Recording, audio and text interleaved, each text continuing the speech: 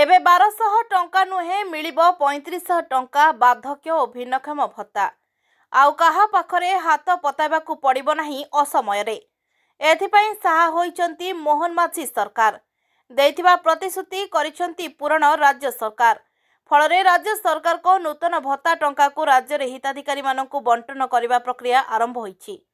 आज खोर्धा जिलार टांगी ग्राम पंचायत कार्यालय परिसर में वर्धित भत्ता राशि हिताधिकारी मानकू बंटन करिसंती पंचायत मुखिया किशोर कुमार बेहेरा। टांगी ग्राम पंचायत सरपंच किशोर कुमार बेहेरा राज्य सरकार को द्वारा प्रदत्त वर्धित 3500 टंकार अर्थ राशि 72 जन 80 वर्ष बयस ऊर्ध्व हिताधिकारी और 11 जन भिन्नक्षम हिताधिकारी को बंटन करिसंती।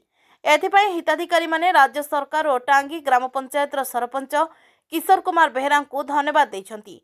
अनुष्ठित कार्यक्रम में पंचायत कार्यनिर्वाही अधिकारी मदन साहू, वार्ड सभ्य प्रताप कुमार पृष्टि, दुर्योधन साहू प्रमुख सहयोग करथिले। टांगीरू रामचंद्र परिड़ा रिपोर्ट, साई संपूर्ण न्यूज।